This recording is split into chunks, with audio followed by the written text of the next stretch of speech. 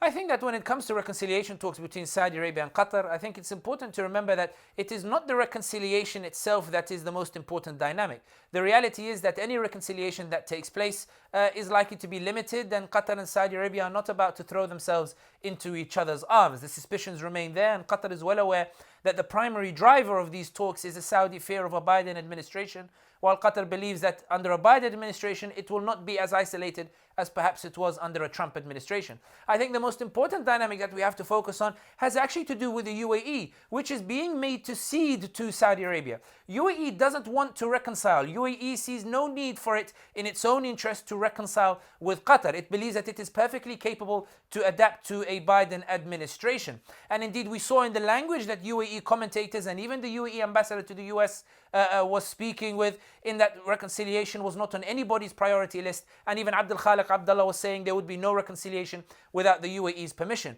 We've noted a toning down in the language of UAE commentators, suggesting that it is Saudi Arabia that is pushing the UAE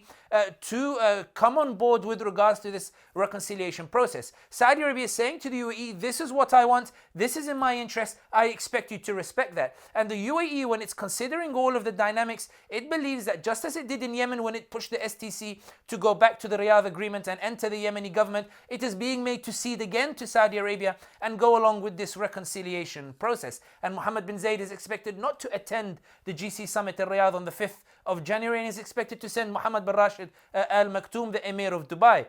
Moreover, the UAE is not being made to concede solely on the issue of reconciliation with Qatar. But even in Libya, Egypt is beginning to express its frustration at the UAE's preference for a military confrontation, while Cairo prefers a political solution, an end to the conflict, to secure its border and focus on other issues such as its domestic economy, the situation with Ethiopia and the Eastern Mediterranean. And we saw that while the UAE is continuing to promote Haftar, Egypt is instead trying to back the political process, engaging with factions in the GNA, not necessarily to bring about a Libyan government in favor of the Libyan people, but rather to end the war, bring a government that at least can protect Egyptian interests and establish this sort of equilibrium